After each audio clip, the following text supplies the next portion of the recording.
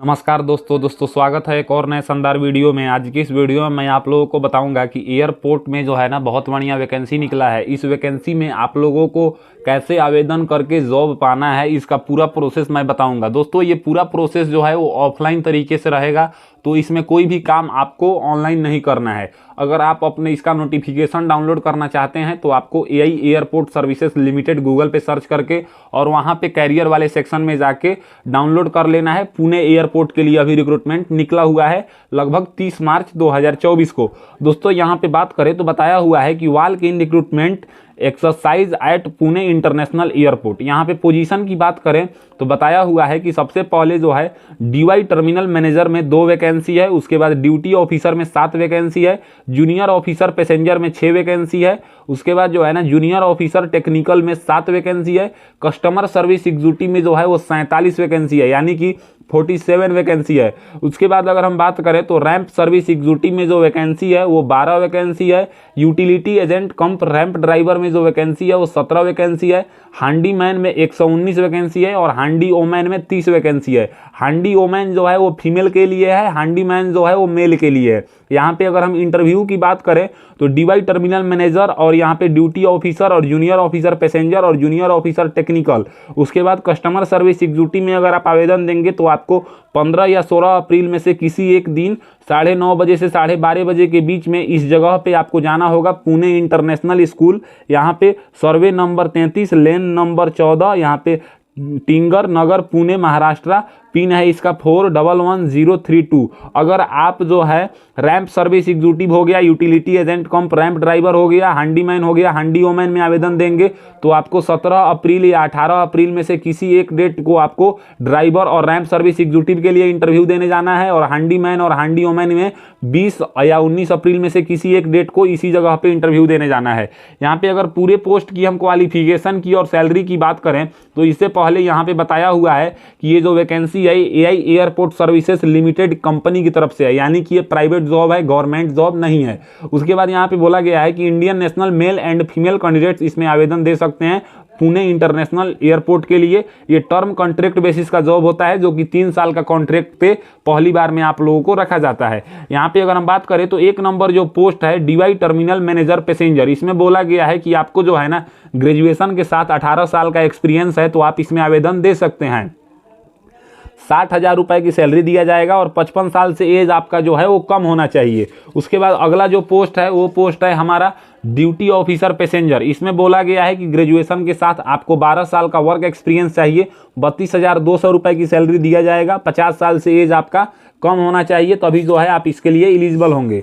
अगला जो पोस्ट है वो है हमारा जूनियर ऑफिसर पैसेंजर। इसमें बोला गया है कि आपको जो है ना ग्रेजुएशन चाहिए किसी भी यूनिवर्सिटी से 10th +2 और +3 के पैटर्न पे और 9 साल का वर्क एक्सपीरियंस है तो आप जो है ना इसमें आवेदन दे सकते हैं। 29,760 रुपए की आपकी सैलरी रहेगी। जनरल का एज 35 साल से आपका ज़्यादा नहीं होना चाहिए। ओबीसी का एज 3 साल छूट मिलेगा, यानी कि 38 साल से ज़्यादा नहीं होना चाहिए। SC ST को 5 साल का छूट मिलेगा, यानी कि 40 साल से ज़्यादा नहीं होना चाहिए। उसके बाद जो पोस्ट है वो पोस्ट है हमारा जूनियर ऑफिसर टेक्निकल। अब देखिए जूनियर ऑफिसर टेक्निकल में बोला गया है यहाँ पे कि आपको जो है ना full time bachelor degree engineering mechanical automobile में या प्रोडक्शन में या इलेक्ट्रिकल में या इलेक्ट्रिकल एंड इलेक्ट्रॉनिक्स में या इलेक्ट्रॉनिक्स एंड कम्युनिकेशन इंजीनियरिंग में चाहिए। और जो है ना आपके पास LMB लाइसेंस होना चाहिए। तो अब यहाँ पे HMB लाइसेंस भी आपको बोला गया है कि इसका एक्सपीरियंस चाहिए, तभी आप इसमें आवेदन दे सकते हैं।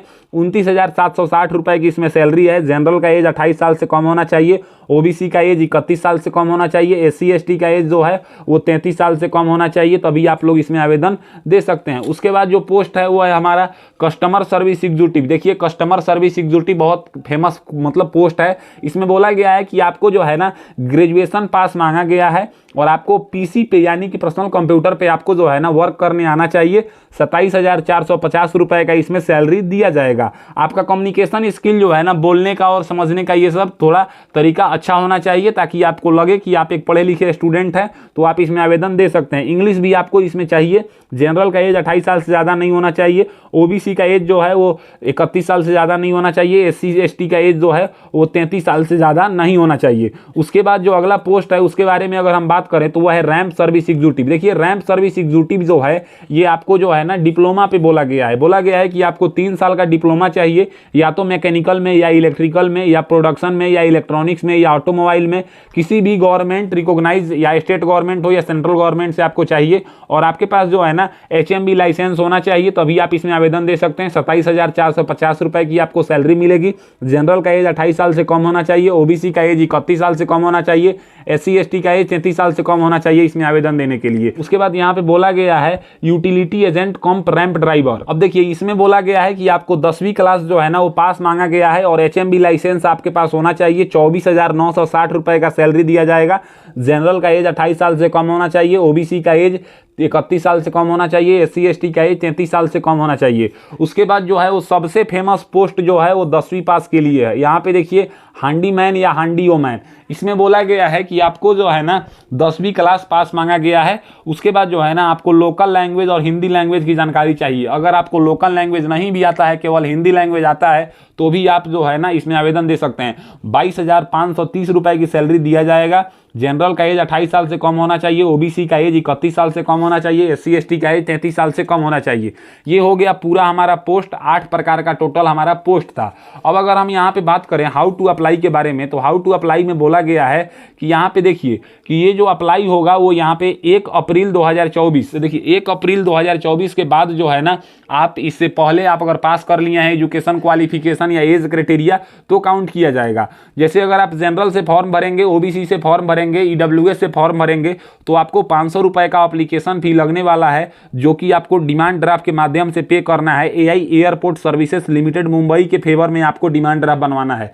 डिमांड ड्राफ्ट की अगर हम बात करें तो ये बैंक से बनता है। आप अपने नियरेस्ट बैंक में जाएंगे तो वहाँ पे डिमांड ड्राफ्ट बन जाएगा। यहाँ पे बोला गया है कि जो आपको नॉन क्रीमी सर्टिफिकेट हो गया, SC ST सर्टिफिकेट हो गया, OBC सर्टिफिकेट हो गया, ये सब आपको सेंट्रल गवर्नमेंट लेवल के बनवाना है। स्टेट गवर्नमेंट लेवल का ये सब नहीं चलेगा। डॉक्यूमेंट्स का लिस्ट भी आपको लगाना है कि कौन कौन सा डॉक्यूमेंट्स आप भेज रहे हैं। यहाँ पे अगर हम बात करें इसकी वेबसाइट का, तो बताया हुआ है कि www.aiasl.in पे आप जाके कैरियर वाले सेक्शन में पूरा डिटेल्स चेक कर सकते हैं। उसके बाद अगर हम बात करें फॉर्म को कैसे भरना है, तो मैं आपको फॉर्म दिखा देता हूँ। ये सब इसका नोटिफिकेशन था, ये इसका फॉर्म है। देखिए जब आप नोटिफिकेशन जो डाउनलोड करेंगे AI एयरपोर्ट सर्विसेज लिमिटेड के वेबसाइट से, उसी में जो है ना आपको फॉर्म भी दिखेगा और पूरा नोटिफिकेशन भी दिखेगा।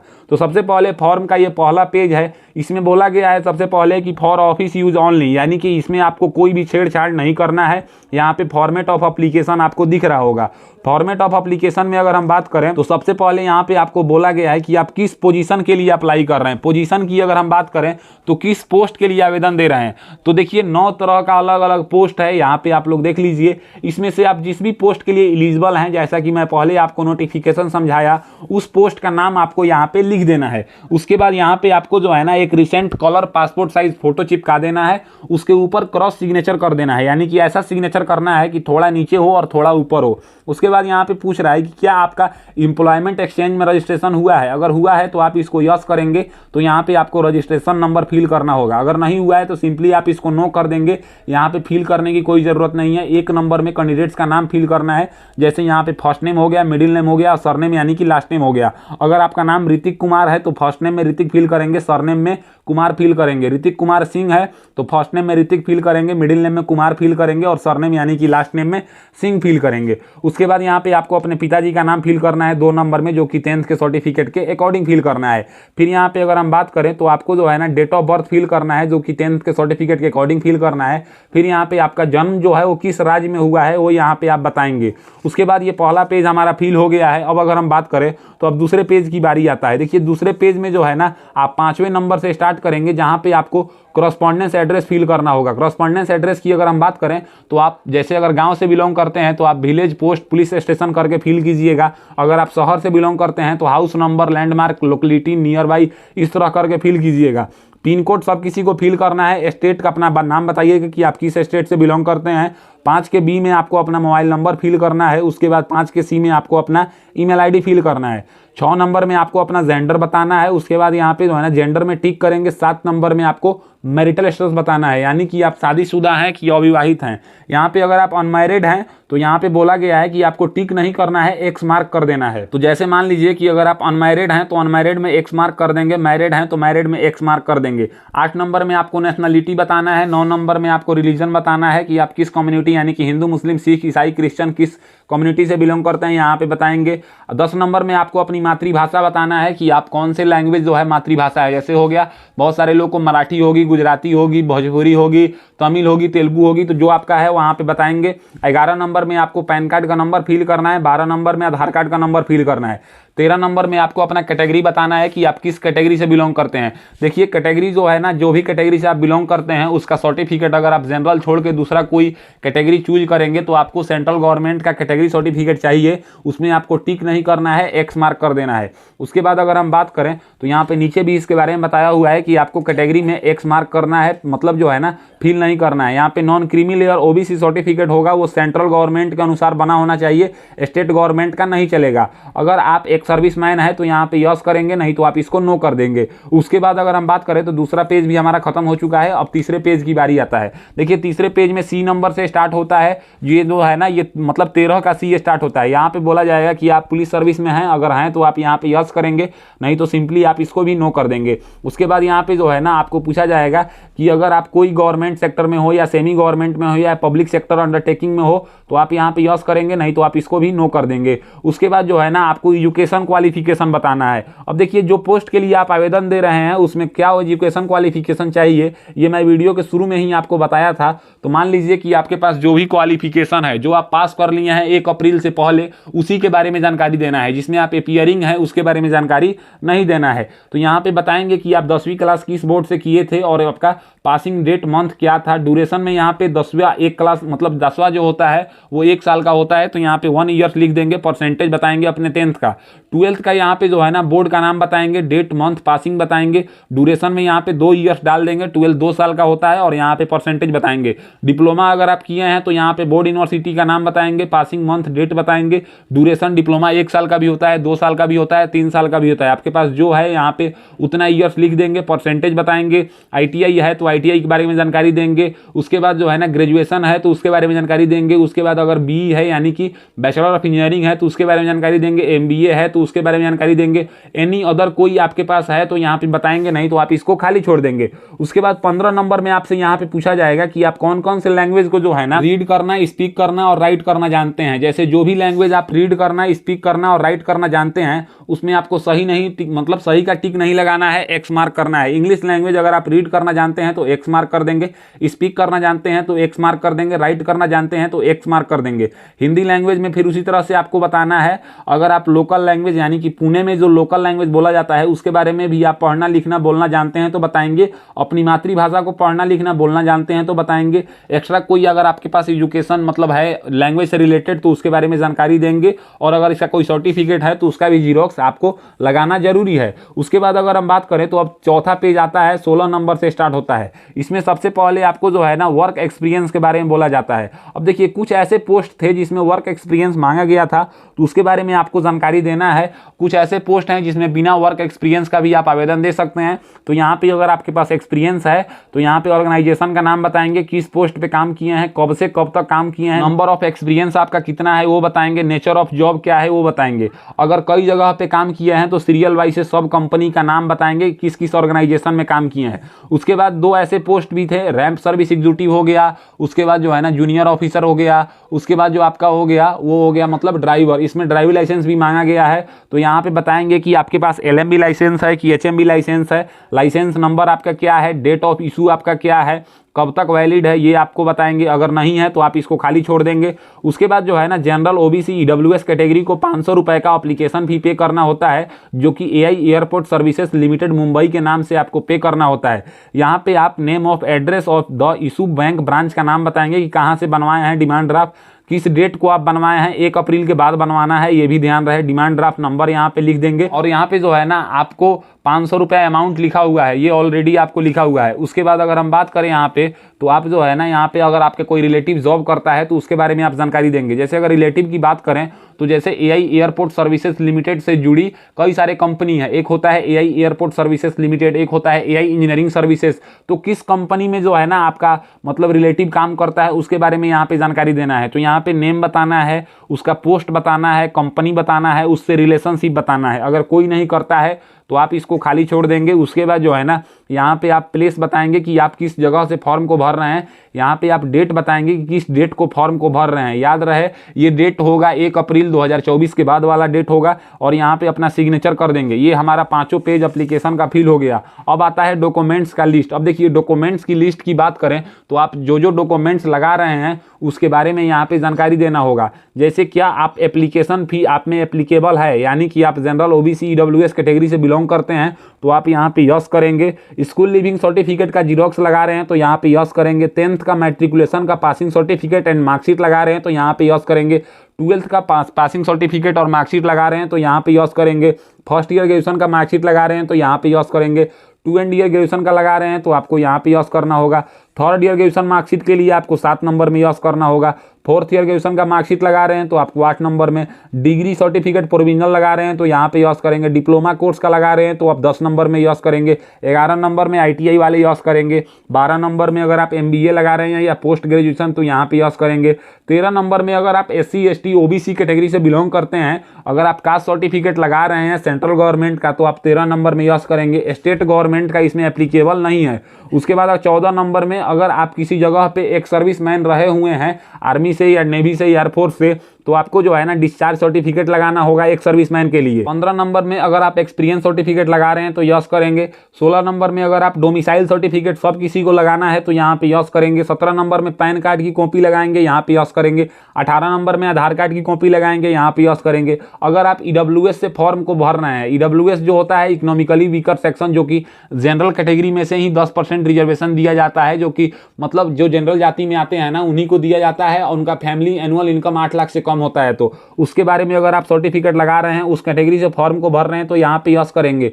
अगर आप ड्राइवर लाइसेंस के दोनों साइड का जीरोक्स लगा रहे हैं तो यहाँ पे यस करेंगे। अगर आप पासपोर्ट लगा रहे हैं तो यहाँ पे यस करेंगे। देखिए 21 प्रकार का अलग अलग डॉक्यूमेंट्स है। जरूरी नहीं है कि आपको सब डॉक्यूमेंट्स का जानकारी देना ही है और सबका जीरोक्स लगाना ही है, लेकिन जो डॉक्यूमेंट्स आपके पास एप्लीकेबल है और जो पोस्ट पे आप आवेदन दे रहे हैं उस पे जो क्वालिफिकेशन मांगा गया है ना उतना तक तो आपको लगाना ही पड़ेगा। ये हमारा फॉर्म जो है वो फिल हो चुका है। अब फॉर्म फिल करने के बाद आपको करना क्या है मैं ये समझा देता हूं। मान लीजिए कि आपका फॉर्म फिल हो गया, इसमें से जो जो डॉक्यूमेंट्स आप लगा रहे हैं उस डॉक्यूमेंट्स का जीरोक्स करा के सेल्फ अटेस्टेड कर दीजिएगा। सेल्फ अटेस्टेड का मतलब होता है कि सिग्नेचर करके डेट लिख दीजिएगा। और ये हमारा देखिए 6 पेज का एप्लीकेशन फॉर्म हो गया। अब इस 6 पेज के एप्लीकेशन फॉर्म में आपको क्या करना है ना कि देखिए जो फर्स्ट वाला पेज है यहाँ पे आप लोग देखिए, इस पेज में बताया हुआ है कि अगर आप किस पोस्ट के लिए आवेदन देंगे तो आपको जो है ना कितने तारीख को इंटरव्यू देने जाना है और कहाँ पे जाना है।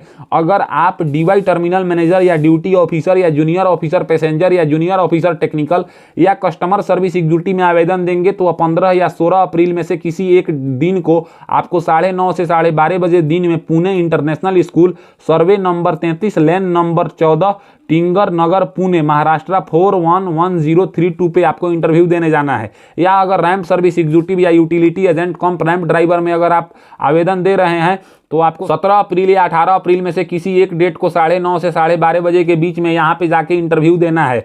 और अगर हम बात करें हैंडीमैन या हैंडी वोमैन में अगर आप आवेदन दे रहे हैं तो 19 या 20 अप्रैल में से किसी एक दिन को आपको 9:30 से 12:30 बजे के बीच में यहाँ पे जाके इंटरव्यू देना है। एक बात ध्यान रहे, इंटरव्यू देने अगर आप जाएंगे तो जनरल ओबीसी ईडब्ल्यूएस कैटेगरी वाले अपना जो है ना डिमांड ड्राफ्ट को भी लेकर जाएंगे। और देखिए जो ओरिजिनल डॉक्यूमेंट्स आप जिसका जीरोक्स देंगे उसका ओरिजिनल कॉपी भी लेके जाएंगे, क्योंकि वहाँ पे अगर खोजा जाएगा तो आपको वहाँ पे दिखाना होगा। तो यही सब डिटेल्स था जो पुणे एयरपोर्ट पे बहुत बढ़िया वैकेंसी निकाला गया है। 10वीं पास के लिए भी, आईटीआई पास के लिए भी, डिप्लोमा पास के लिए, सभी के क्वालिफिकेशन के अनुसार पोस्ट है। आप जिस भी पोस्ट के लिए एलिजिबल हैं उस पोस्ट पे आवेदन दीजिए। कुछ नहीं करना है, इस डेट को जाना है, फॉर्म को भर के और डॉक्यूमेंट्स लेके इंटरव्यू देना है। आपका जॉब अगर होता है तो 1 महीना में वो लोग आपको कॉल करके बता देंगे। तो उम्मीद है कि एआई एयरपोर्ट सर्विसेज लिमिटेड से जुड़ी जितना भी डिटेल्स है पुणे एयरपोर्ट पे वैकेंसी वैकेंसी के रिगार्डिंग सब मैंने आपको बताया। अगर मेरी दी हुई जानकारी आपको पसंद आता है तो मेरे वीडियो को लाइक कीजिए एंड ऐसे ही इन्फॉर्मेटिव वीडियो के लिए मेरे चैनल को सब्सक्राइब कीजिए। आज के लिए बस इतना ही, मैं आपसे विदा लेना चाहूँगा। तब तक आप लोग देखते रहिए मेरा यूट्यूब चैनल फॉर्म फिलअप की नॉलेज। जय हिंद, जय भारत।